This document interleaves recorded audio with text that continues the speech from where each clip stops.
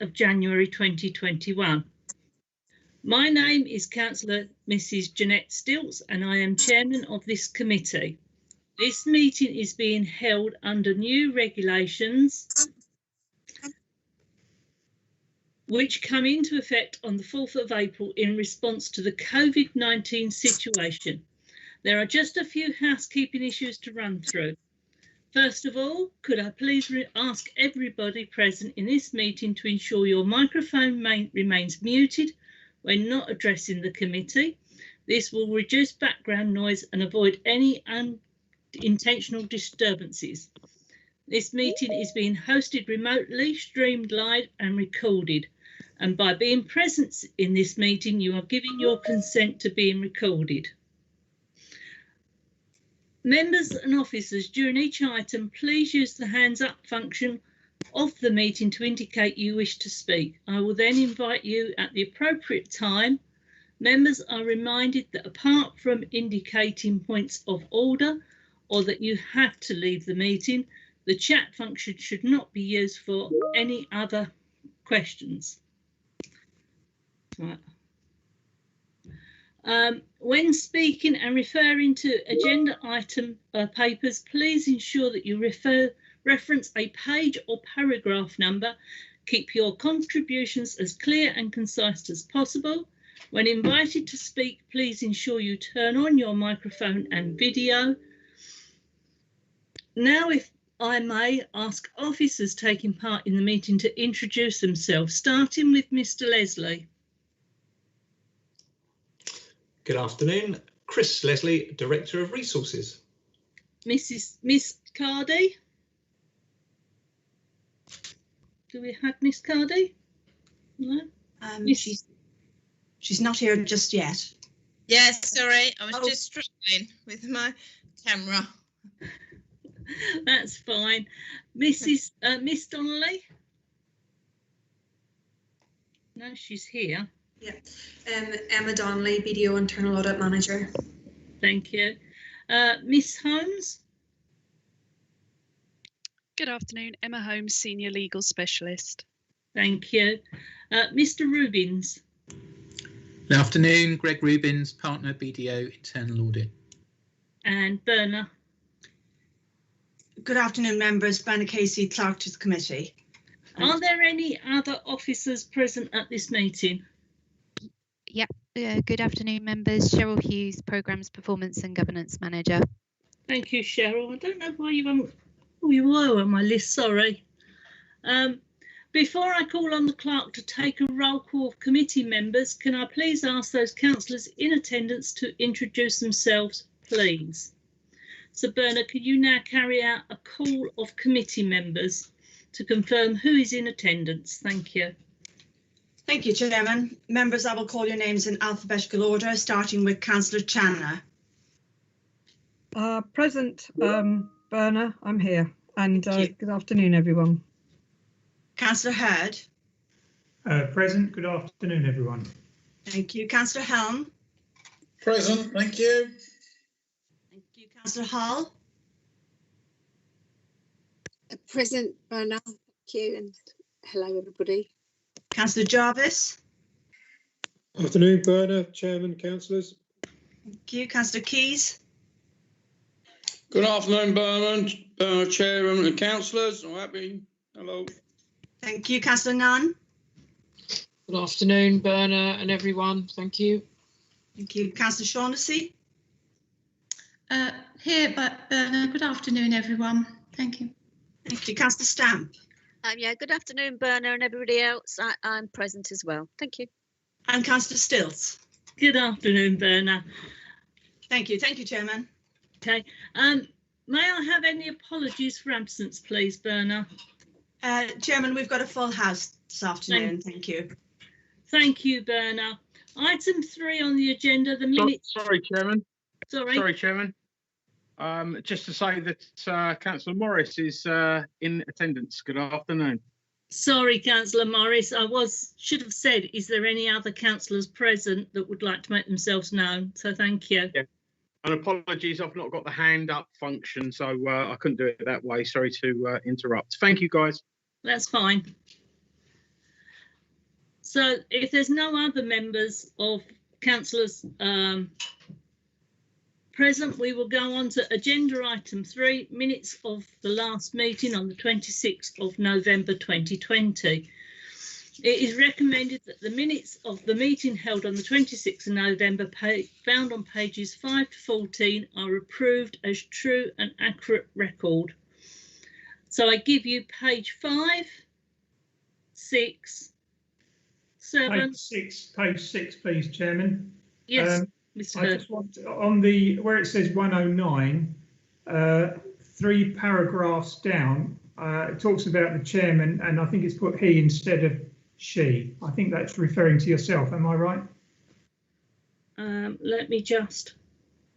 I would imagine it is.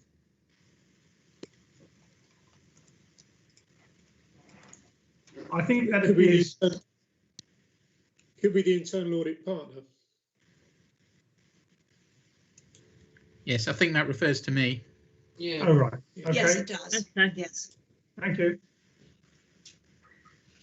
So are you happy with page 6?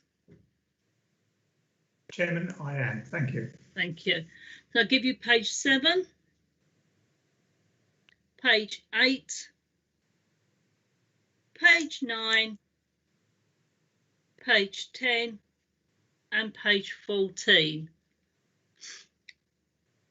I so move. If you wish to second that motion, please turn on your video, unmute your microphone and state your name now.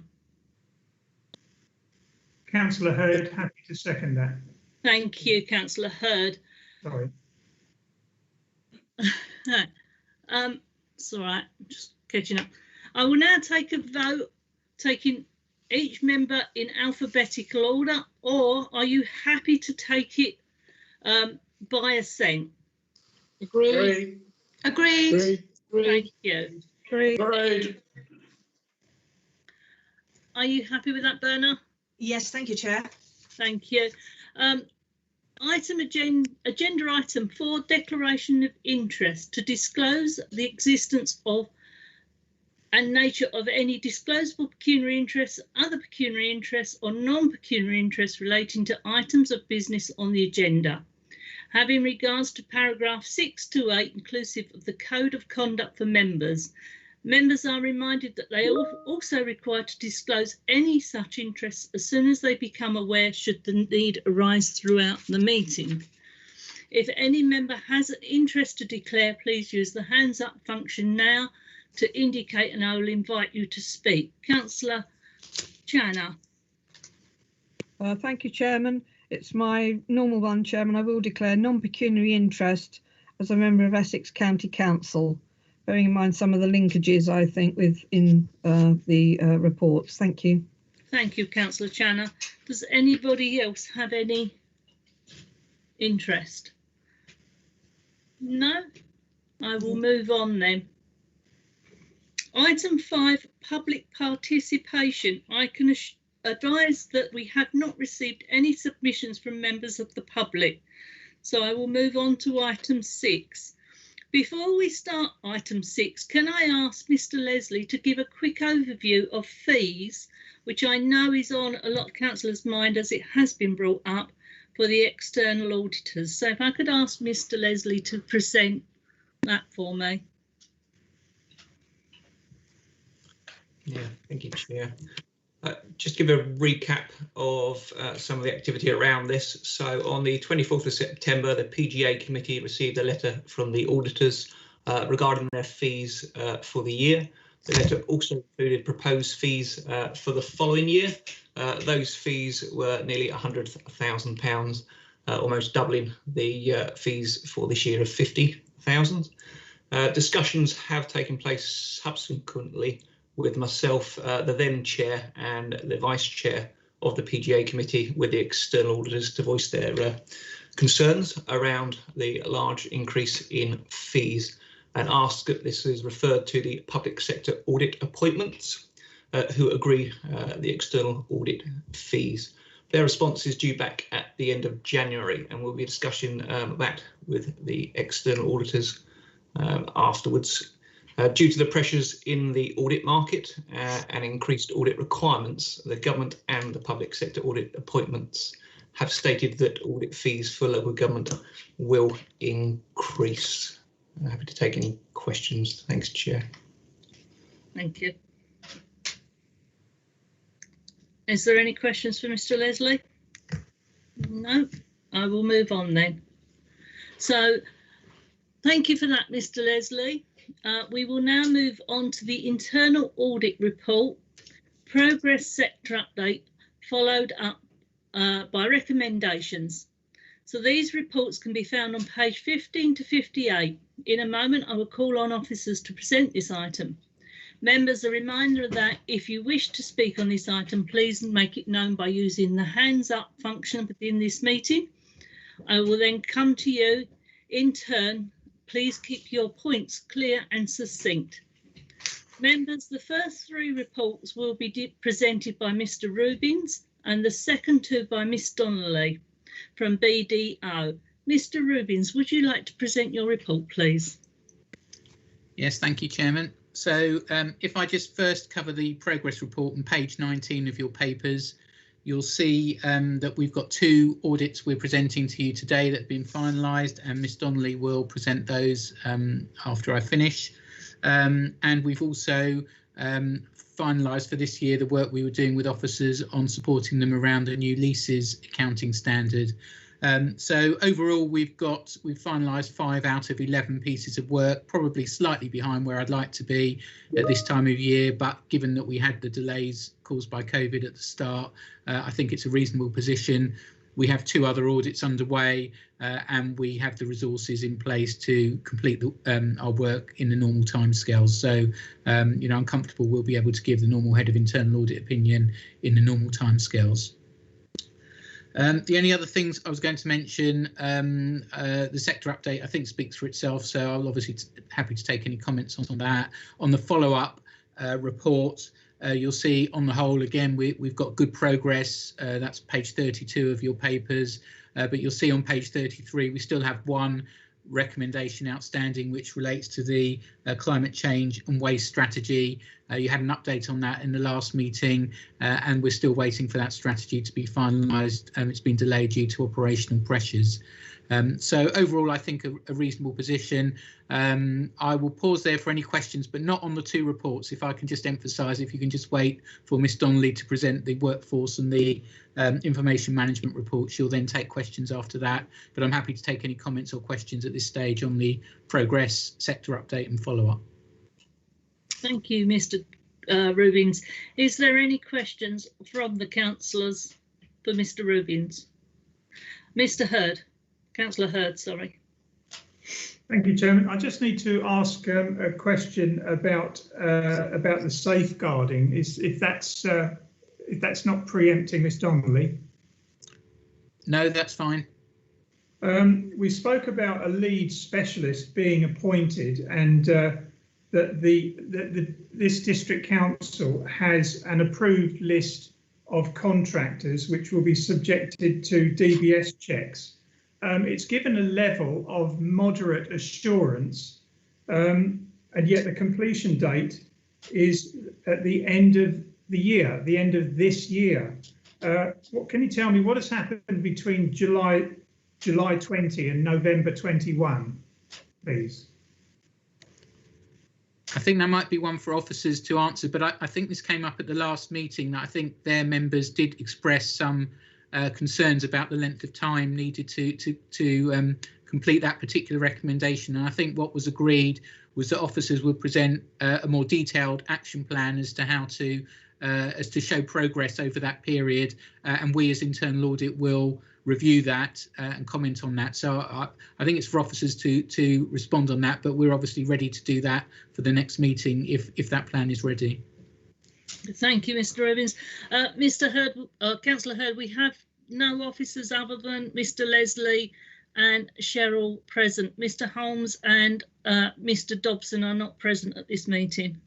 Well, if I could just come back on that, the reason that I asked was about the level of assurance. Are we happy with moderate? And that's to Mr. Rubins.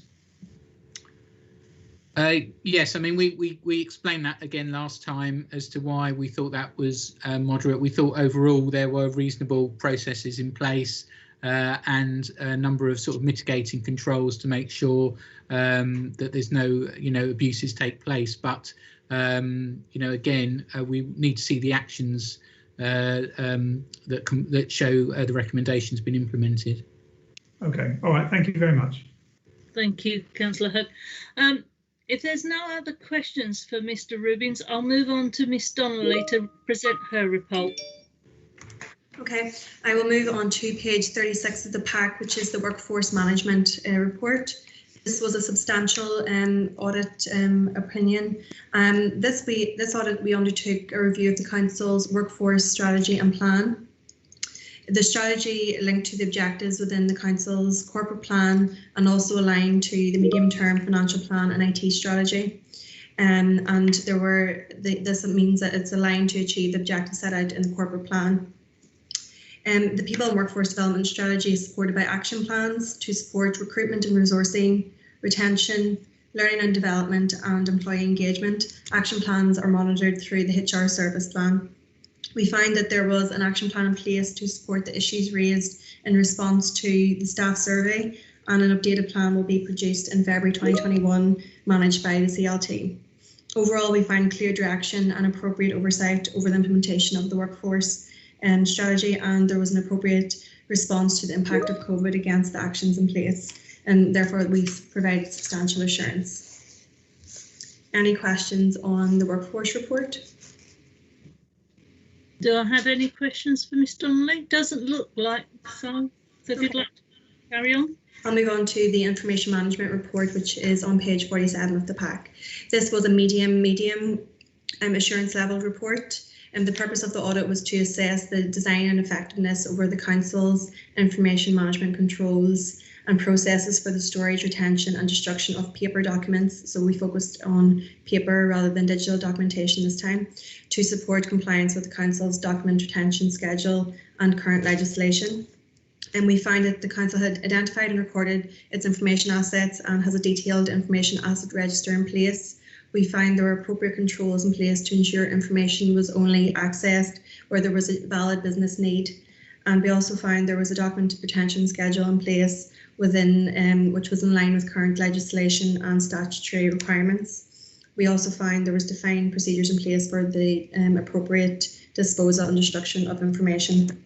We noted two medium level findings. First was that the document retention and data protection policies were out of date at the time of the audit. However, they have now been refreshed and approved at the Strategy and Resources Committee in November 2020. And that also included an update around digital records, which obviously weren't part of the audit scope, but good that that was included within the refresh of the policies anyway. Secondly, we noted a finding around the responsibilities of information asset owners. Those hadn't been appropriately defined or communicated to those named asset owners. This is going to be picked up through the annual review of the asset register, which I believe is taking place before May of this year. If there are any questions on the information management report. Do I have any questions from any of the councillors for Miss Donnelly? No? Okay, lovely. Thank you. Oh, Councillor Channer, you've got your hand up. Yes, thank you.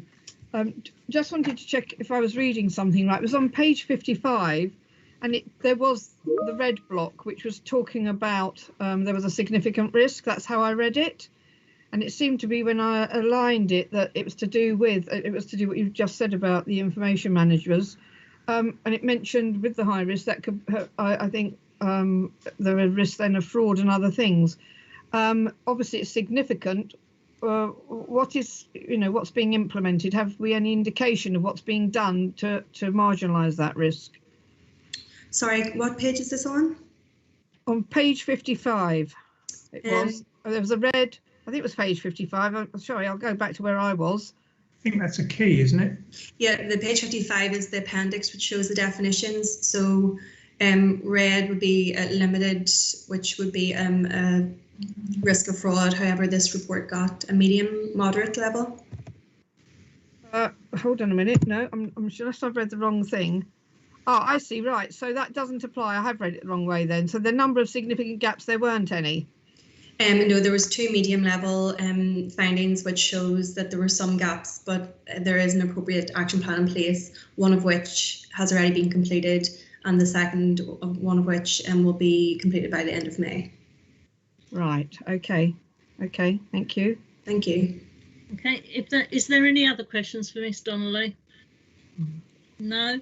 Before we move on to the recommendations, just an answer to Councillor Hurd's question that there has been a report done by Damon Geller, and we will get it circulated out to all PG&A members after this meeting, if that's okay.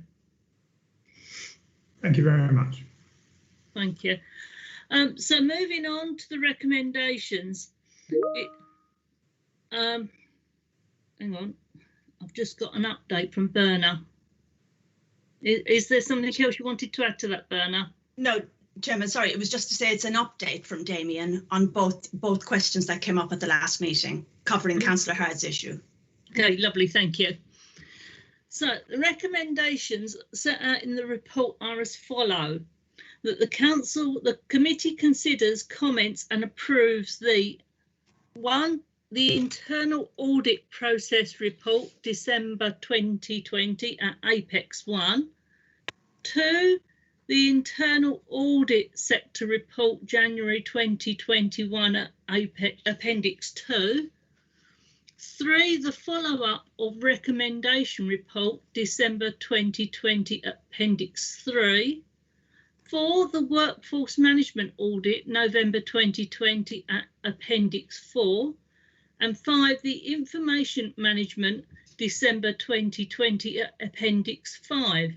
If any member wishes to second that motion, can you please unmute your microphone and state your name now? Councillor Nunn. I'll do that, Councillor. Thank you, Councillor Nunn. I think you just beat Councillor Helm, but whichever burner one you've got.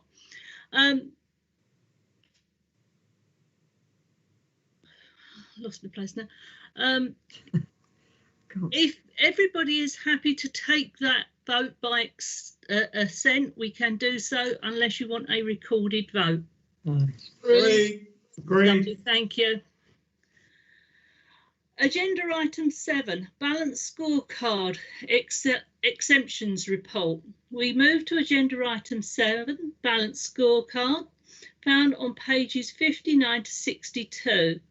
In a moment, I will call on the officer to present this item. Members, a reminder that if you wish to speak on this item, please make it known by using the hands up function, and I will come to you in turn. Please keep your points clear and succinct. Miss Hughes, could you please present the report? Yes, thank you, Chair. Good afternoon, members. This report builds further on our performance insight and gives the operational exceptions, which is in addition to the corporate outcomes reporting that comes quarterly to the committee. Internally, the extended leadership team review a monthly performance dashboard. This covers reporting around financial, operational, customer and organisational and statutory performance indicators. A full copy of this is available on the members' SharePoint, and what this report aims to do is draw member attention to the exceptions, where either as a council we're seeing underperformance or performance that surpasses targets.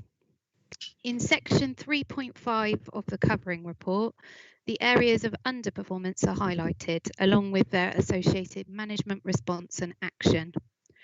There are 5 areas in this report, and they are the percentage of business rates collected, the percentage of council tax collected, Revs and Bens of outstanding cases and process time, commercial income delivery, and leisure participation and uptake.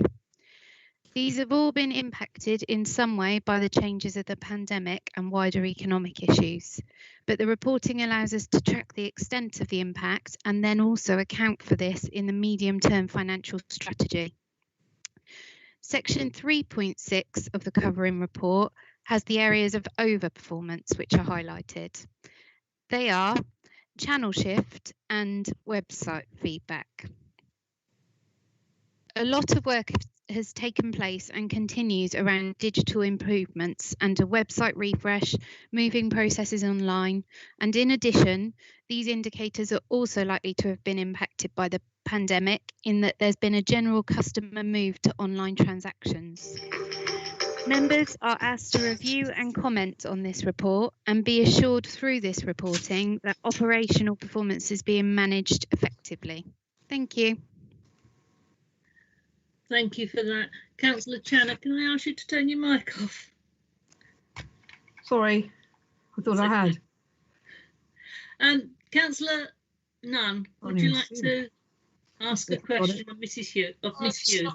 Yes, thank you, Chair. It's not really a question, it's just an observation, really, to say that given the troubled times we're living through and the hard work of the officers of Malden District Council, I think the performance is remarkably good, and it's not surprising that there will be some hiccups along the way because of the emphasis on COVID support. But all in all, this indicates to me that officers are doing a grand job, actually. Here. Thank you, Councillor Nunn. Have I got any other questions for Miss Hughes? Councillor Stamp, you've got your hand up. Thank you. It is Miss Hughes. Are we still working on the phones? Because I still think there is an issue. It has been brought to me on numerous occasions, and I see that we are overperforming. Support those who need it in person and by phone. Have we got a more up-to-date information on this? Because in my experience, we are struggling to actually meet this target. Well, my target, which is nearly, we should be doing everything we can. But it says we're actually achieving more than it. So a little bit of clarity for members on that would be greatly appreciated, because I'm sure other members are getting calls from parish and town councils when the district council isn't open for inquiries. I'd appreciate that. Thank you. Thank you, Chair. So the specific indicator that's been highlighted is channel shift. And this was around our target that we wanted to encourage more transactions online so that we had more time to help people in person and by phone that needed help, the more vulnerable people. So actually where we've surpassed our target, it's because 90% of our contact has been online contact. So it's where channel shifts happened. That's not necessarily to do with the phone figures or phone contacts. Obviously, we operationally monitor things to do with the phones, but we don't have a particular target about number of phone calls answered or anything that's in the balanced scorecard at the moment. Chairman, can I come back? Yes, I will let you come back. Thank you. Through you, Chair, is there a way that we can actually audit that to do the telephones? Is there a process that we can put in place so this committee can have some feedback on that? Because in my experience, it is an area that we could potentially improve on. So is there anything we can actually do at this committee, please? Thank you. So I could, I'll take that request back and look into the data, but we could look at putting some phone data, percentage of calls answered within a set amount of time or something like that. We'd need to look into the detail, but we could look at putting phone contact data into the report going forwards. Yeah. Just to come back, Councillor Stamp, we do have a meeting with Miss Green and Mr. Holmes, I think on Monday, so we can. Chair, I know that, but the rest of the members don't know that. And I'm really keen that everybody's included to know exactly what's going on, if you'll forgive me. But thank you. That's fine. Councillor Hurd. Thank you, Chairman. Yes, on 3.6, the overperforming. I see that as good news, actually. If you've got 90% of the contact online, I think that's quite a remarkable achievement, bearing in mind the demographics of the Malden district is mainly older people, and the increase in website feedback, I think that's to be commended. I think very good. Thank you, Councillor Hurd. Any other questions? Councillor Hurd, you still got your hand up? I'm sorry, that's legacy. Thank you. Any other questions for Ms Hughes? No? Thank you, Cheryl, for that report. We move on to the recommendations. The recommendations are set out within the report as follows. Recommendation 1, that the committee review and comment on exceptions to service reporting provided in this report. And 2, that members confirm they are assured through this review operational performance is being managed effectively. Any member that wishes to second that motion, please turn on your microphone now and state your name. Councillor Helm, I'll second that. Thank you, Councillor Helm. Berna, we will take a vote for these recommendations. So are the committee, or are all the councillors happy to accept by assent? Agreed. Agreed. Thank you very much. Yes, agreed. So agenda item 8, the annual governance statement actions update. We move to agenda item 8, the annual governance statement actions update found on pages 63 to 66. In a moment, I will call on the officer to present this item. Members, a reminder that if you wish to speak on this item, please make this known by using the hands up function within this meeting. I will then come to you in turn. Please keep your points clear and succinct. Ms Hughes, please present the report. Thank you. So members, for the first time in the 1920 annual governance statement, although there were no significant areas of governance concerned, we identified some aspirational actions around best practice for future governance. The annual governance statement was approved as part of the Statement of Accounts at Council on the 13th of December 2020, although it was separately approved by Performance Governance and Audit Committee on the 30th of July 2020. So this is the first time that we're bringing an update on the actions that were defined now that the mechanism has been set up. And in July, the committee also resolved to see this reported quarterly going forwards. Section 3.4 of the covering report has a table that gives details of the actions and a commentary on their progress. It may be that depending on levels of progress, some of these actions will also be rolled over and included in the 2021 annual governance statement too. Members are invited to review the annual governance statement action table and the updates and challenge where appropriate. Thank you. Thank you. Are there any questions for Ms Hughes? Councillor Nunn. Well, again, Chair, if you'll indulge me, not a question, but an observation. On page 65, Cheryl, the very last issue there that's got Paul's name against it, monitoring the impact of COVID, you know, that's going to be all important going forward, isn't it? Because that has a knock-on effect in terms of the delivery of other elements of the service.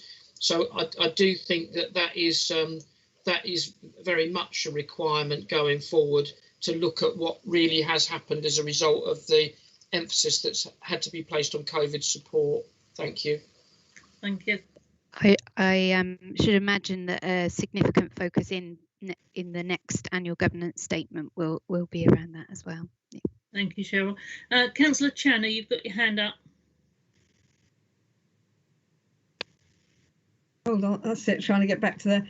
It's just an observation, if I may, and it's not a criticism as such, but there's quite a few acronyms in there, and I just think it might be helpful for the public who read the reports if perhaps the first time they're used, they could be given in full, because obviously it is a public document. And even I myself, I'll be honest, I've read a couple and thought, right, hang on, what does that mean? They were saying like ELT to, you know, blah, blah, blah, P to PMO. And I just thought a member of the public would not really comprehend that. So that was just an observation. Yeah, yes. Noted, and I'll update that for the next one. Thank you, Councillor Channer. Acronyms are awful. I used to have to use them, and you can mistake them different ways. Your hand is still up, Councillor Channer. Thank you. There you go. So we'll move on to the recommendations if there's no other questions for Ms Hughes. So the recommendations set out within the report are as follows. Recommendation 1, to review the AGS action table and update and challenge where appropriate. So if any member wishes to second that motion, please turn on your microphone. And thank you, Councillor Helm. Do members happy to take this by assent? Agreed. Lovely, thank you. Moving on to item 9, any other items of business that the chairman decides are urgent. I only have one, and it's just to inform all members of the council that we are looking up at setting up a working group. It come on the next council agenda. We feel that some things it would be best to have a working group looking at them and then bringing a report back to this, so we can update you more on that as we go. That is the only item that I've got. So there being no other business, I will close this meeting. Members, thank you for your contribution this afternoon. I draw the meeting closed at 14:36. I would like to thank all the officers that have given reports for their excellent reports, and I would like to thank everybody for attending. I would also like to say to you that with the weather conditions, please be safe out there. As the meeting is now closed, members are advised not to enter into any further discussion on this forum, and please leave the meeting promptly. Thank you very much. Thank you, Chairman. Bye-bye. Thank you, Chair. Bye-bye. Thank you. Bye.